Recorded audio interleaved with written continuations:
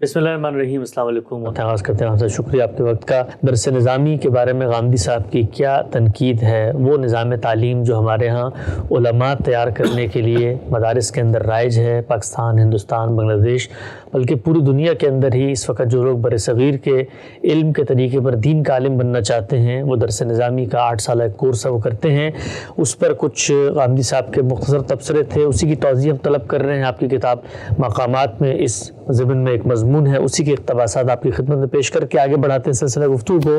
ہم سب آپ اس کے بعد لکھتے ہیں کہ ان مدارس کے نظام میں تیسری بڑی خرابی یہ ہے کہ ان کا نصاب نہایت فرسودہ اور ہماری علمی اور دینی ضرورتوں کے لیے بالکل بے حاصل ہے.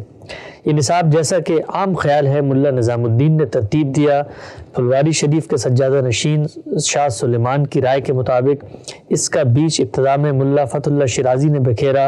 اور خود رو پودوں کی طرح آپ سے آپ اس صورت میں نمودار ہو گیا. بہرحال ہمارے اس دور کی پیداوار ہے جب علم کے اصل ماخذوں سے ہم بے تعلق ہو چکے تھے. قرآن مجید کو جو مقام اس نصاب میں دیا گیا ہے اور اوپر بیان کر چکے ہیں. حدیث اگرچہ نصاب میں شامل ہے لیکن اس کے لیے بھی دورے کا طریقہ اختیار کیا گیا ہے. اس سے تدبر حدیث کا کوئی ذوق پڑھنے اور پڑھانے والوں میں کبھی پیدا نہیں ہو سکتا. جاہلی ادب کی اہمیت اس نظام میں کبھی نہیں مانی گئی، چنانچہ قرآن مجید کی زبان اور اس کے اسالیب کی ندرتوں سے اس کے طلبہ کم ہی کبھی واقف ہوئے ہیں. ہم سب وہ جو مختصر آپ کا تبصرہ تھا اس میں بھی آپ نے بتایا کہ حدیث سے ایک طریقے سے بے بہرا کر دیتی ہے، حدیث کا ذوق آشنائی وہ پیدا نہیں ہوتی. اگرچہ حدیث پڑھائی بھی جاتی ہے، آپ نے اس میں بتایا، میں نے بھی گزشتہ نشست میں ذکر کیا تھا. تھوڑی سی اس کی مزید وضاحت کیجیے گا، یعنی حدیث کس طریقے سے پڑھنی چاہیے اور کیا اس نظام میں پڑھائی نہیں جاتی. اور پھر یہ جو تاریخی پس منظر آپ نے بتایا ہے کہ یہ ایک خاص دور کی پیداوار ہے جس وقت علوم کے ساتھ ہمارا براہ راست تعلق منقطع ہو چکا تھا اور اس وقت یہ بنا اور پھر اس کے اندر خود تدریج کوئی ارتقا نہیں ہوا، اسی طریقے سے یہ قائم ہے جس طریقے سے شروع ہوا تھا. کم و بیش یہ چیزیں ہم اس سے پہلے بھی بیان کر چکے ہیں، اور اصول میں جہاں تقلید پر گفتگو ہوئی تھی وہاں اس کی طرف اشارہ کر دیا گیا تھا. آپ کسی نصاب کی تدوین کرتے ہیں تو اس میں جس طرح ماضی کو دیکھنے کی ضرورت ہوتی ہے اسی طرح حال اور مستقبل کو بھی دیکھنے کی ضرورت ہوتی ہے. یہ تو نہیں ہو سکتا کہ ایک زمانے میں ایک کتاب لکھی گئی ہے، ایک فن میں کسی نے کوئی شاہکار تصنیف کر دیا ہے، لیکن بعد میں اس کو کوئی اضافہ نہ ہو، اس میں کوئی کمی نہ ہو، اس کی کوئی غلطی واضح نہ ہو. یہ سب چیزیں علم کی دنیا میں ہوتی رہتی ہیں. نحو کو دیکھ لیں، ادب کو دیکھ لیں، صرف کو دیکھ لیں، زبان کے مباحث کو دیکھ لیں، بدیع، معانی، ان سب چیزوں پر ایک نگاہ ڈال لیں. اس میں نئے نئے زاویہ ہے نظر سامنے آتے رہتے ہیں. تو اس میں جو سب سے بڑی بات کہی گئی ہے اور جس کی طرف توجہ دلائی گئی ہے وہ یہ ہے کہ کسی ایک دور کی کتابوں پر یا ایک دور کے اسلوب درس پر اصرار نہیں ہونا چاہیے، بلکہ جیسے جیسے نئی چیزیں سامنے آتی رہیں، نئی تصنیفات سامنے آتے رہیں، کسی فن کو پڑھانے کے نئے اسالیب پیدا ہوتے رہیں، ان سے فائدہ اٹھا کر نصاب کو بھی اثر نو دیکھتے رہنا چاہیے. تو بنیادی بات جو بیان کی گئی ہے وہ یہ بات، اس میں خاص طور پر یہ بھی زیر بحث آیا ہے کہ حدیث کس طرح پڑھائی جائے. میرے خیال میں اس کو اسی طرح پڑھانا چاہیے جس طرح ابھی ہم نے اعتراضات سیریز میں یہ بتایا ہے کہ حدیث کیا ہے، وہ وجود پذیر کیوں ہوئی ہے، اس کی حقیقت کیا ہے، اس کے وجود پذیر ہونے کے بعد وہ کن مراحل سے گزری ہے، رسالت مآب صلی اللہ علیہ وسلم کا طرز عمل اس کے بارے میں کیا رہا ہے، خلفائے راشدین کا کیا رہا ہے، بعد کے زمانوں میں اس کی جمع و تدوین کیسے ہوئی ہے، اس سے اس کی یہ حقیقت کیسے متعین ہوتی ہے کہ وہ زمانہ رسالت کی تاریخ ہے. پھر یہ کہ اس کو سمجھنے کے کیا اصول ہیں، اس کو قبول کرنے کے کیا اصول ہیں، اگر کوئی رد کرنی ہے تو اس کے کیا قاعدے ہیں، اس کی عملی مشق کس طریقے سے کرنی ہے. مختلف اہل علم نے اگر اس میں اپنی آراء دی ہے تو کیا اس وقت کا طالب علم بھی ان کو سمجھ سکتا ہے، جان سکتا ہے، وہ رجال کی کتابوں کی طرف کیسے رجوع کرے گا، وہ ان میں پیش آنے والے مباحث کا کیسے موازنہ کرے گا. اور پھر یہ کہ وہ چند ابواب اس میں سے منتخب کرنے چاہیے جو فی الواقع لوگوں کے لیے بہت سے مباحث کا ذریعہ بنتے ہیں، کسی ایک خاص فقہ کی برتری کو واضح کرنے کے لیے نہیں، یا چند فقہی مسائل کی تنقید کے لیے نہیں، بلکہ حدیث کو سامنے رکھ کر دیکھا جائے کہ اس کی مشکلات کیا ہیں، اس میں جو چیزیں علم النبی سے متعلق ہیں ان کی کیا مشکلات ہیں اور اس کی نمایاں مثالیں کیا ہو سکتی ہیں، وہ چیزیں جو فقہ النبی سے متعلق ہیں اس کی کیا مشکلات ہیں اور ان کی نمایاں مثالیں کیا ہو سکتی ہیں۔ تو یہ شافعی ہیں، یہ حنبلی ہیں، یہ رفع یدین ہے، یہ امین بالجہر ہے، اس سے بلند ہو کر ان چیزوں کا انتخاب کرنا چاہیے جو بحیثیت علم حدیث میں ایک طالب علم کو پیش آنی ہے۔ ہم اس دور میں داخل ہو چکے ہیں جہاں لوگ یہ سب چیزیں اب پڑھ رہے ہیں، عامی بھی پڑھ رہے ہیں، عارف بھی پڑھ رہے ہیں۔ ہم جتنی چاہے تلقین کرتے رہیں کہ اس علم کے لیے آدمی کو کچھ تیاری کرنی چاہیے اور اس کو اس طرح پڑھنا چاہیے، کتابیں عام ہو گئیں، تراجم عام ہو گئے، ہر آدمی سامنے رکھے گا اور پڑھنا شروع کر دے گا، درس دینا شروع کر دے گا، بیان کرنا شروع کر دے گا۔ تو یہ ضروری ہے کہ دین کے اگر علماء کسی جگہ تیار ہو رہے ہیں تو وہ اس پورے علم کا شعور رکھتے ہوں، کیا چیز ہے یہ علم، کیا مشکلات ہیں اس کی، وہ کہاں کہاں پیش آئیں گی، ان کو اب تک حل کرنے کے لیے کیا طریقے اختیار کیے گئے ہیں، اور اب اگر کوئی نئی چیز سامنے آئی ہے یعنی ہمارے معاصرین میں تو وہ کیا ہے۔ بغیر کسی تعصب کے ان چیزوں کا اگر مطالعہ کرایا جائے تو پھر اس کی ضرورت نہیں رہتی کہ ایک سرے سے آپ 7-8 کتابیں پڑھائیں، آپ ان منتخب ابواب کی تدریس کر دیں، باقی پھر طالب علم خود واقف ہو جائے گا کہ اسے کیسے مراجعت کرنی ہے، کس طرح پڑھنا ہے، کس طرح فیصلے کرنے ہیں، اور اگر اس کو کوئی مشکل پیش آئے تو اس کو کیسے حل کرنا۔ نقطہ واضح ہوا۔ اچھا غلام صاحب، مجھے یاد آ رہا ہے مولانا وحید الدین خان صاحب نے ایک جگہ پہ لکھا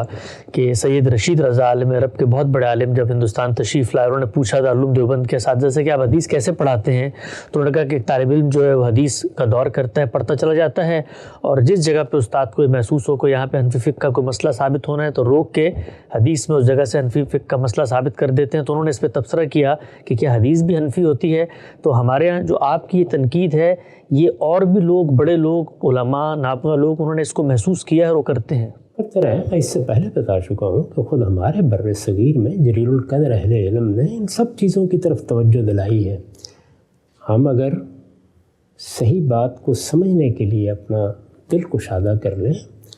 تو وہ سب کچھ پڑھیں جو کچھ لکھا گیا ہے۔ علماء دیوبند میں سے بہت سے لوگوں نے ان موضوعات پر لکھا ہے، یہ بتایا ہے کہ مشکلات کیا ہیں، یہ بتایا ہے کہ معاصر دنیا میں مسائل کیا پیش آ گئے ہیں۔ پھر جو بڑے مفکرین پیدا ہوئے ہیں اور ہمارے اس دور میں پیدا ہوئے ہیں، انہوں نے اسلام کی مدافعت کی ہے، ان کو جو مشکلات پیش آئی ہیں وہ سب بھی اب ہمارے علم کا حصہ بن چکی ہیں۔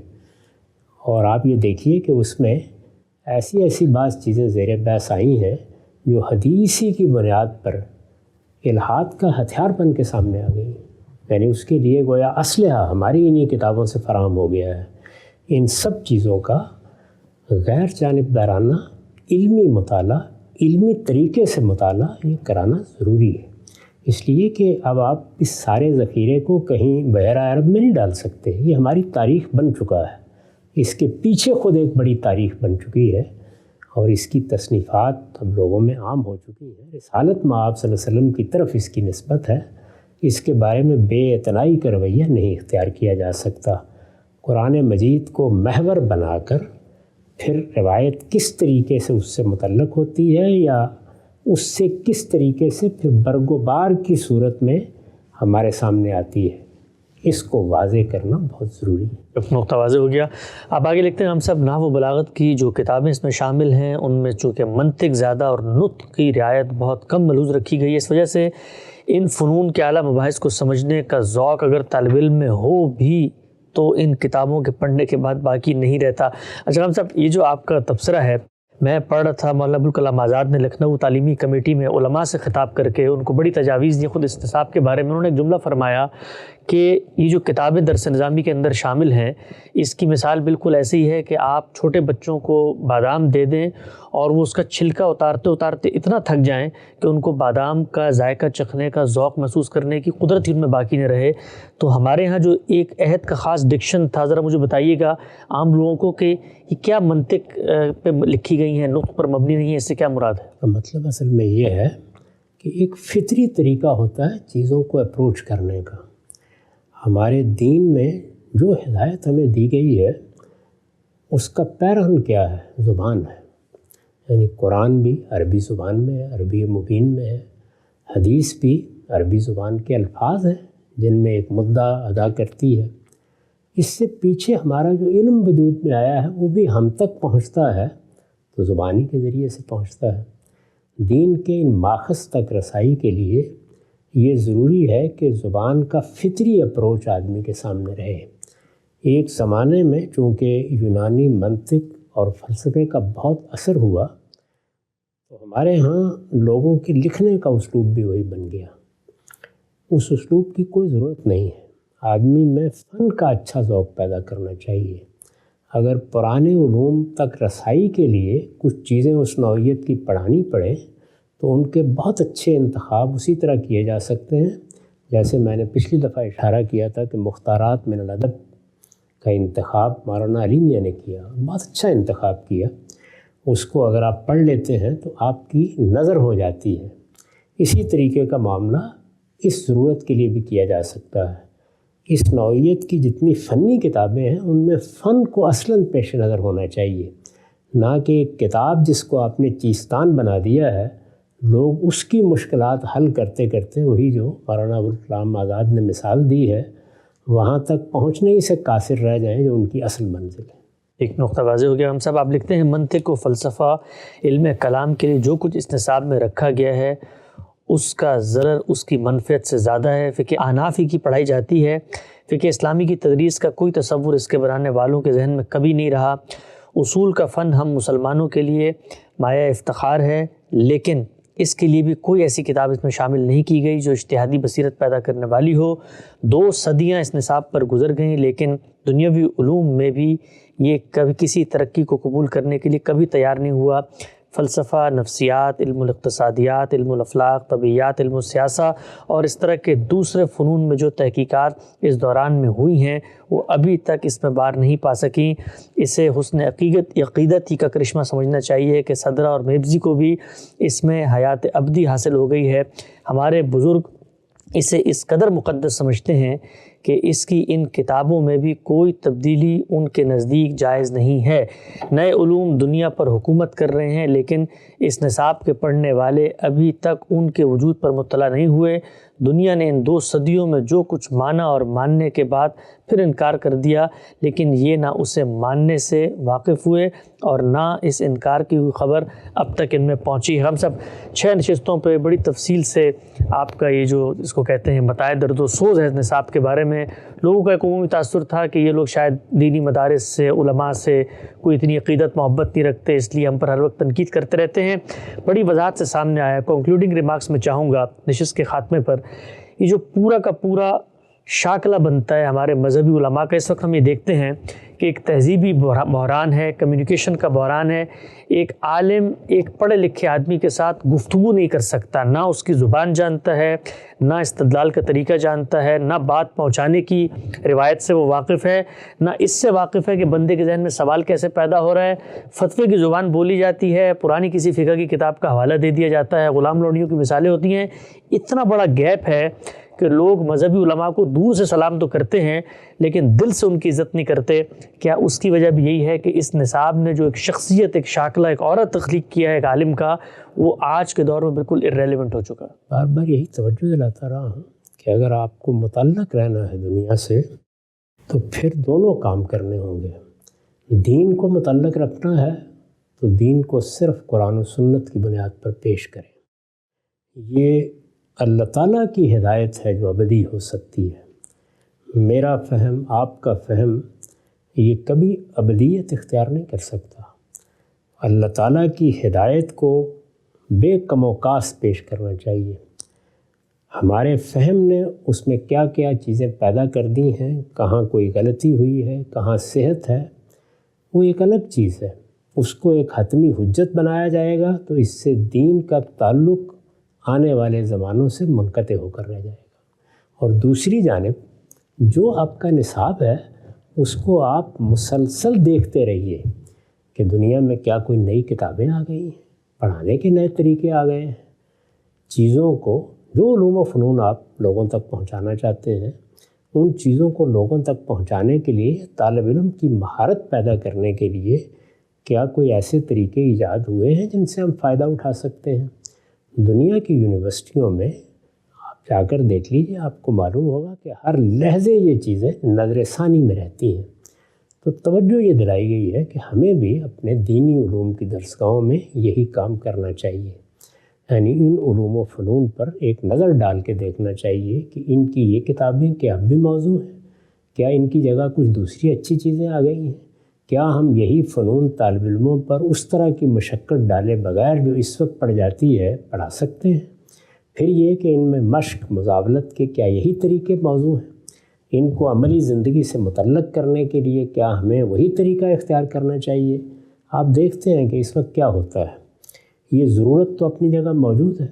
اس ضرورت کا لحاظ کر کے پھر ان مدارس میں پڑھنے والے طلباء اپنے طور پر کوئی انگریزی پڑھ رہا ہوتا ہے، کوئی کچھ سائنس کا مطالعہ کر رہا ہوتا ہے، اور نتیجہ یہ نکلتا ہے کہ وہ اپنے علوم کے معاملے میں اس اعتماد پر نہیں ہوتے کہ وہ پوری اپنی میراث کو اصول سے فرع تک جان لیں، اور جو دنیا کی چیزیں ہیں وہ اس درجے میں ان کو وہاں نہیں پڑھائی جاتی جس درجے میں ان کو پڑھنی چاہیے۔ تو اگر یہ سب چیزیں آپ ایک جگہ پر لے آئیں، یعنی وہ جدید چیزیں جو مذہبی علم کی ضرورت ہے، یہ نہیں ہے کہ ہر آدمی کو کوئی طبیب اور انجینئر بھی ساتھ بننا ہے، مہندس نہیں بنے گا تو وہ دین نہیں بیان کر سکتا، جو دینی علوم سے متعلق چیزیں ہیں،